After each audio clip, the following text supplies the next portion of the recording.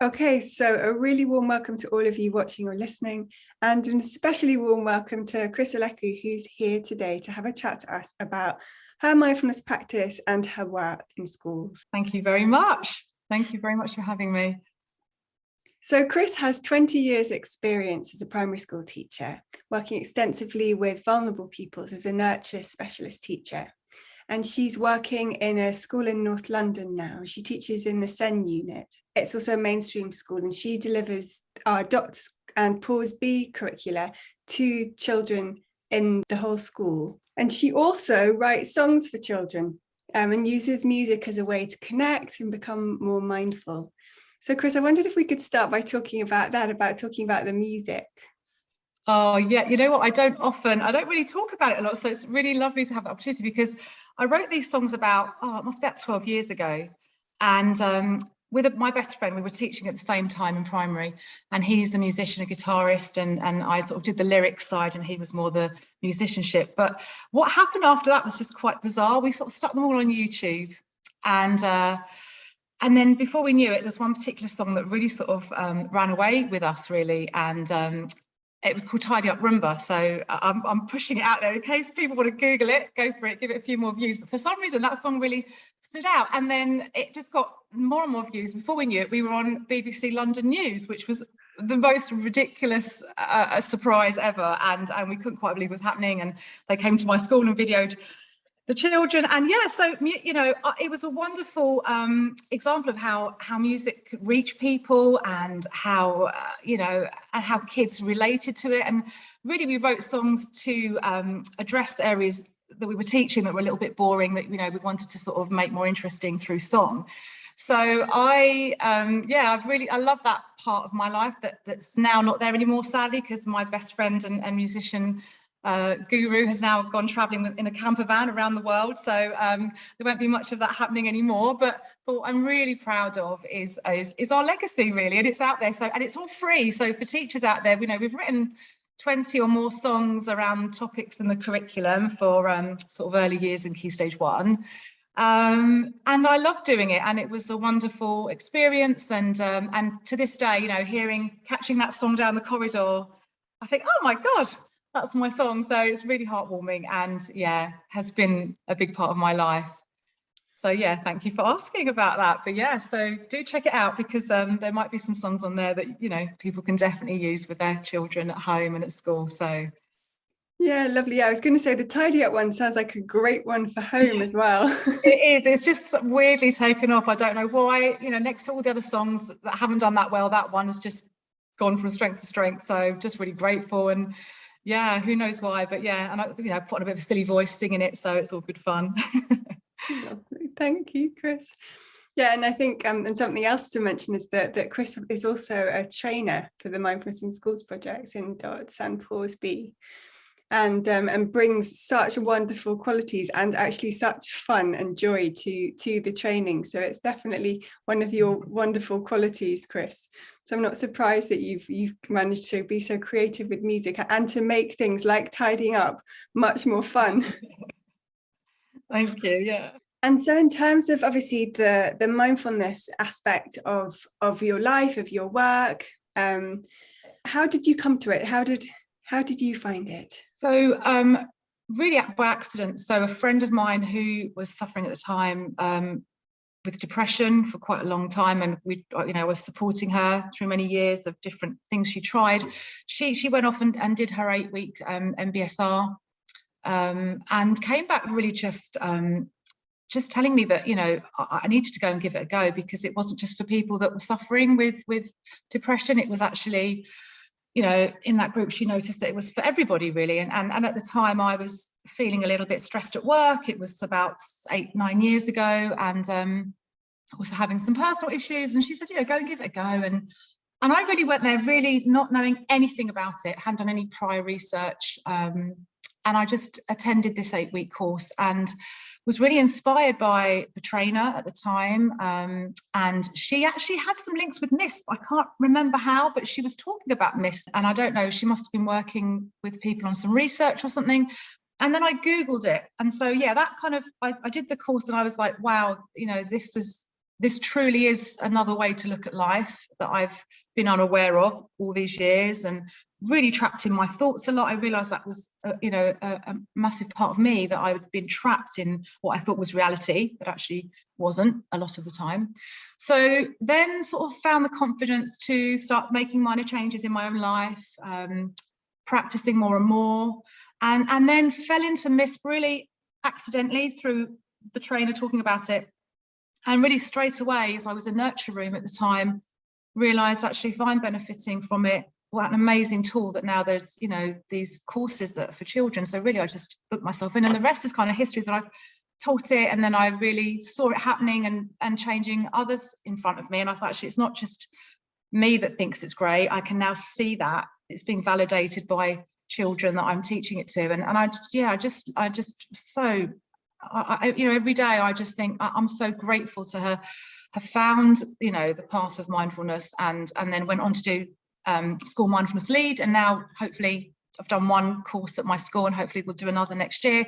So just want to keep talking about it, and feel very blessed to have had it and still have it in my life, and see the changes all the time. And it's been a long journey for me, and it's not been easy all the time. And year on year, I feel like I'm getting stronger, and we're learning more about myself and understanding things more. But it's sort of fell into it through friends sort of recommending it and saying, listen, but knowing, actually going in there a little bit like, I have no idea what this is, could be a bunch of heebie-jeebie nonsense. But soon found all the science behind it. And obviously 9 years ago to now, there's a whole new level of, research out there. So that's pretty much how I fell into it. Wonderful. And amazing how it could, and it's interesting that thing about like maybe just not really knowing what's going to happen, but just having an open mind, giving it a go, and then wow, what a journey. And how incredible that you've been on that journey, both for yourself and then sharing it with the children, and now sharing it with colleagues. And is there anything that you kind of particularly noticed, say in working with other people, like sort of benefits it's had to the children that you're working with? Well, straight away, the children suddenly have these other tools that they can use, and they seem to really enjoy learning about the brain. So suddenly it's not such a vague concept, feelings and thoughts and everything that's quite kind of woolly for a lot of children. Suddenly you're attaching it to something that's very real, the body and how it works and the brain. And so I think there's suddenly something, they seem to sort of switch onto that, and they think, so if it's not just something that's out of my reach, I can now sort of start to change the way my brain works. That suddenly becomes more interesting and exciting and motivating, if you like. So what I noticed for them and how they told me it helped is really just relationships. Lots of children saying that they have really annoying brothers and sisters, or solving problems with relationships with their peers. I was delivering a dots just the other week, a little boy saying, we were talking about doing dots, and he, I didn't sort of lead him into that conversation, but he said, I'm going to the dentist after school today. He said, I'm feeling a little bit worried. He said, and I'm going to use a dot. And I thought, wow, even, age 4 and 5, they're able to use these tools. So I think, and some children coming up and saying to me, I now know that I'm not that kind of person. And children feeling they were labelled, actually, or even labelled by others, and then suddenly thinking, I don't necessarily have to fit that. So quite profound, massive, I have been teaching it externally and now as a permanent teacher for about over 5 years. So some really profound moments where, not that I ever doubted it, but even to this day, I'm always sort of taken aback by how children respond to it and how they say it helps. And for me, very informal practice for me in my work day. So lots of my formal practice sort of starts at the end of the day for me personally, because I'm not a morning person. I've discovered that about myself now. Do not let me get, if I can get 5 more minutes sleep in the morning, I would choose that over anything. So what I try and do, and what's happened quite naturally now, like I say, it's been several years practicing mindfulness, everything does take time and effort. But what I find now with my working days, I sort of intertwine those informal mindful awareness moments into my day. So, it might start with just brushing my teeth. I'll just take my time and I just notice my toothbrush and the vibrations, or I might just spend a minute in the shower, just really tuning into that 1 minute of showering, or when I go into work, you know, I'll sort of stop and notice. If I'm in the playground, I'll look up and just notice the birds or how the trees are moving. And so what that does, because by drip feeding it, I feel, into my working day, kind of keeps me at a really nice level, because it's almost like it's just simmering. There's a nice simmer of awareness throughout the day. And how that impacts me is, we're working with SEND children as well. I think I'm reminded daily the need to kind of really be in there, present for them. So, you know, you're trying to sort of notice micro kind of connections or communications that these children are giving off, or a little bit of eye contact, or so it's for me about stopping and just being with them in all of its entirety, in that moment, just being with them, and observing and noticing and being curious. And I think all those skills that are needed to be more mindful happen quite naturally in my role, luckily, in my role working with children, but it allows me to be more involved. You know, I'm noticing more things of them, which helps me then steer their learning, I guess, you know, because, oh, I've just noticed that this child who doesn't normally like to touch the sand is now, you know, doing something like, so I'm just kind of homing in more, and then, you know, rather than sitting there and just being there, but not really being there. So, and it's really helped me to look for the good stuff in the day as well. So schools are really stressful places. You know, I'm passing a lot of different people in my day. I'm collecting children from 4 different classrooms. So I'm sort of having conversations with maybe several people even before my day started. And, you know, it's easy to get sucked into other people's stresses and stories, and yeah, because it is hard. So I'm able to catch myself a lot quicker now. So although I want to be there to listen to people, I don't necessarily need to, you know, enjoy or get involved in their sort of stories. So it's like I said, it just keeps me, how mindfulness has helped me with my, you know, really just keeps me on a level. It keeps me on a nice level. And, you know, I'm constantly reminding myself that I have choices. That's another thing that mindfulness has really sort of, one of my eureka moments was, actually, you have a choice, Chris. So, you know, you've only got yourself. If you've chosen that, then that's great. Then you deal with it because you've chosen that, but you've also got this choice to make as well. So yeah, just generally calmer, generally able to deal with stuff that doesn't go so well, because yeah, children in any classroom, but particularly with children with needs, you know, they can suddenly, things can change in a heartbeat, you know, and you can have a very different classroom. So just keeping grounded, and yeah, I think that helps everyone around me as well. It helps the children, because obviously if they're seeing me get stressed, it will have automatically kind of feed into them. So it's helped me immensely in all areas, relationships. You know, we had a big observation coming up the other week, and you know, you can feel the tension in the air, and I've got this little mantra, and Elinor, you might think it's a bit morbid, but that's why I don't say it out loud, but in my head I'm just going, is anyone dead? You know, is anyone dying? And if the answer is no, I just think, Chris, then that's okay, carry on, it will be okay. So I kind of measure it by if anyone's dead. And that sounds really awful, but that's how I try to navigate through my day, you know. So if that's not happened, then everything else is okay. So yeah. You were saying that because it made me think of, you know, Joan Cabot-Zent says as long as you're breathing, there's more things right with you than wrong with you. Yeah. Mine just seems a bit morbid. Anyone dead? Anyone dying? No. But I think what it encapsulates, you know, we all find our own words and our own ways of doing it, but you know, it's like what it encapsulates it is, it's this kind of perspective.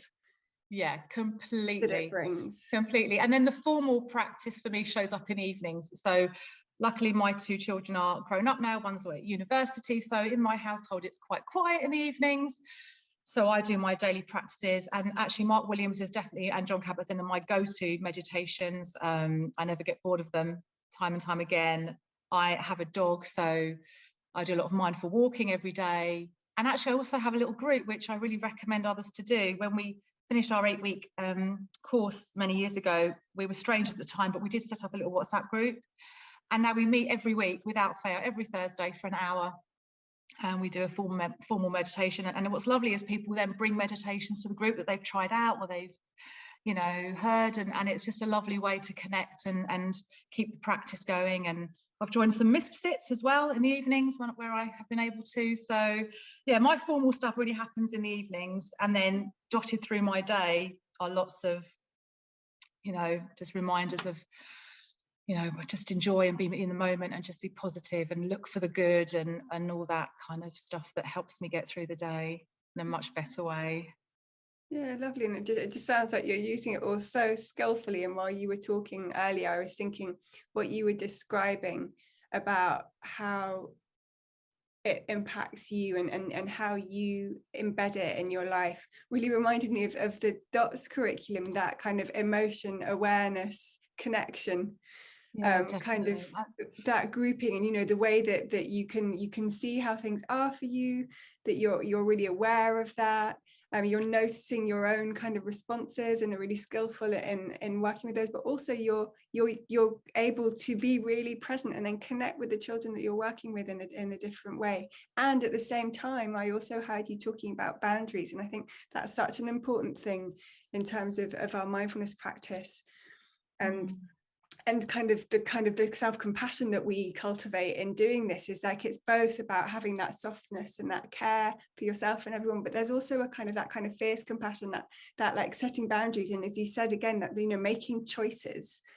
Yes, people know me at school now at 10:35 when it's my coffee break, that is one of my mindful moments, that I love coffee, number one. So it's one of my favorite times of the day, and I take my own coffee in and my own milk and my own brown sugar, and I've got a very particular way of making it. But when I'm drinking it, I just want to enjoy it. This is time for me.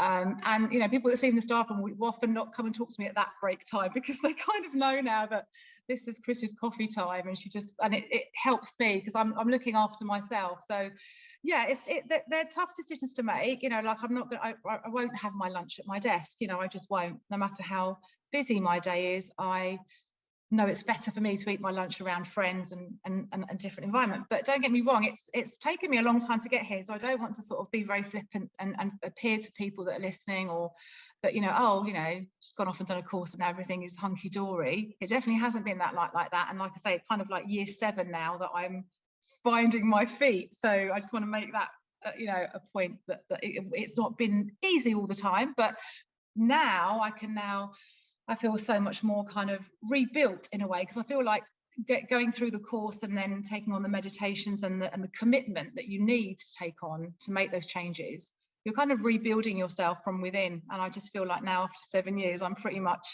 mostly okay, and start taking the scaffolding away, if you like, and I won't crumble. So I think, yeah, it's something that does need commitment, but it's thoroughly worth it in the end.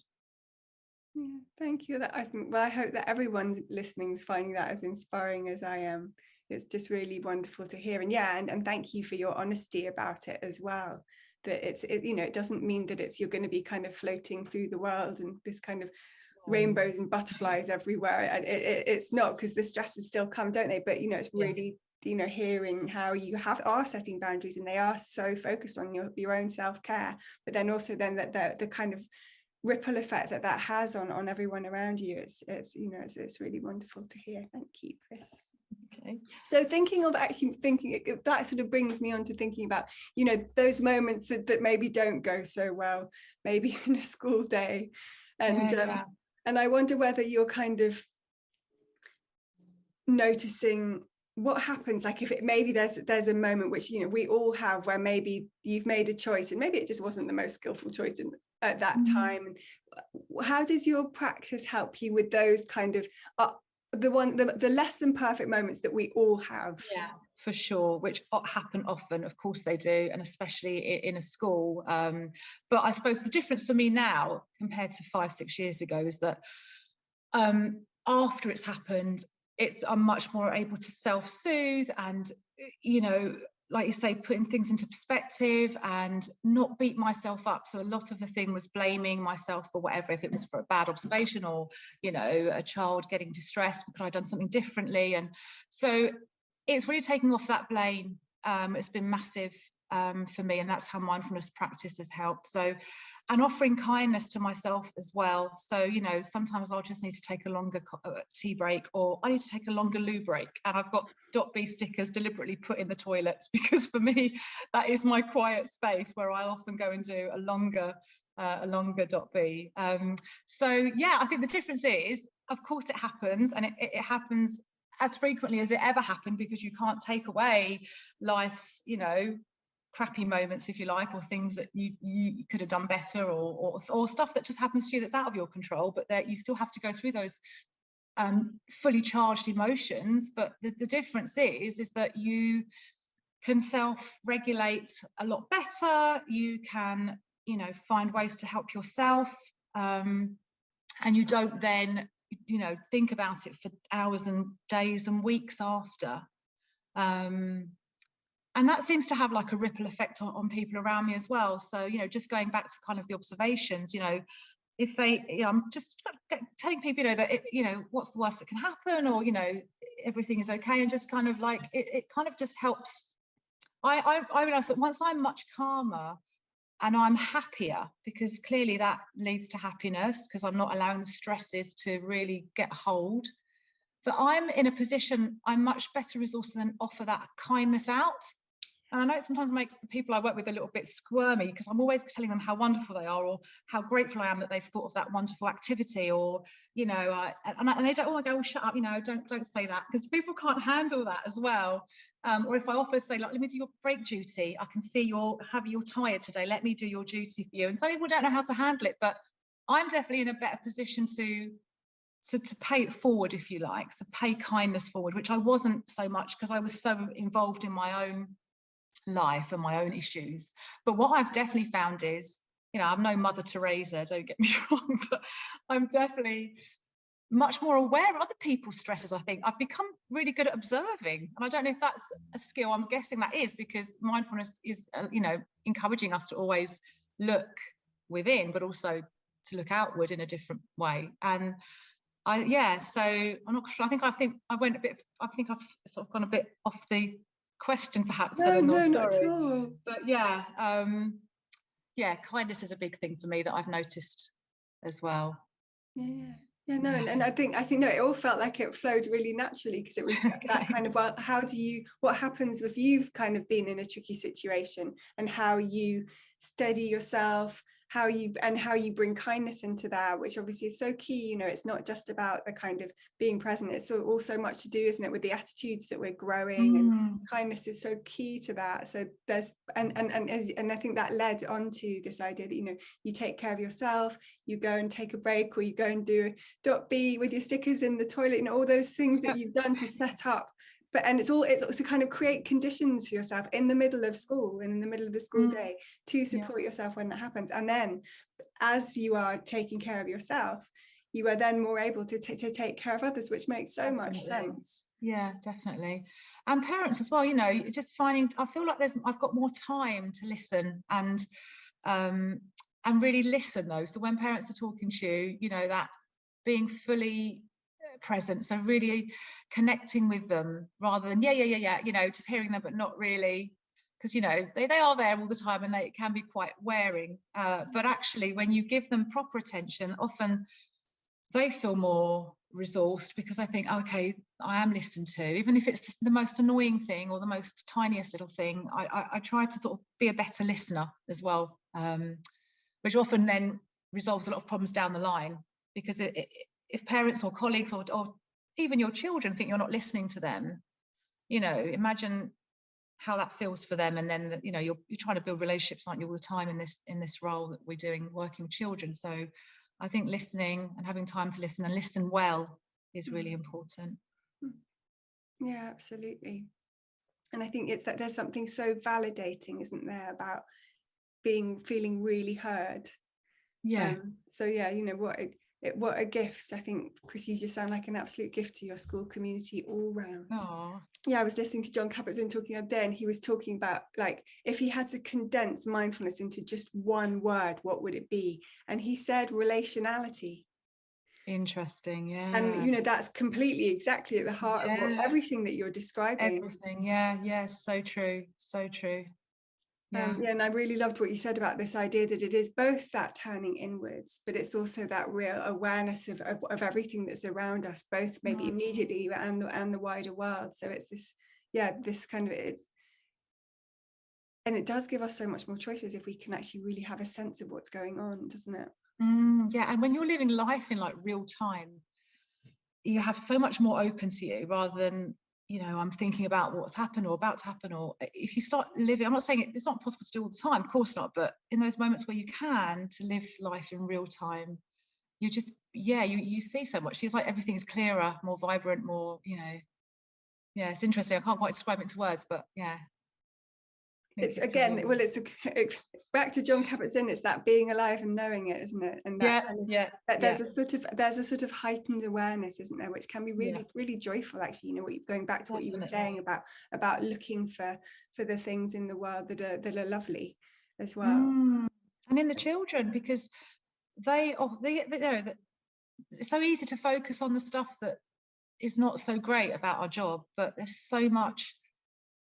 That within the planning and the curriculum and the target setting, and there's so much that children offer us, that if you just make time for it, you do get to notice it. Like you say, it's just a matter of just noticing it, making yourself ready to notice, because it's all there, isn't it? So, and as well as, I think mindfulness is a way that we can nourish, resource ourselves.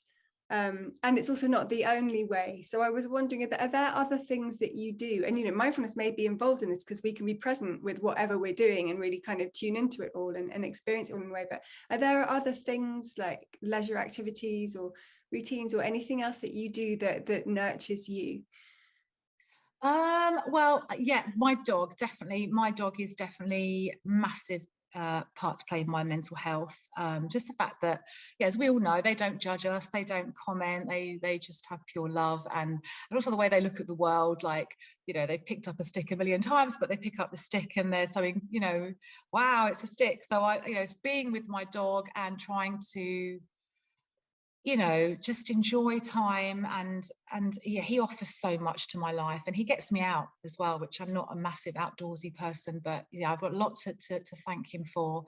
I love cooking, so I kind of do lose myself a little bit in recipes and trying things out.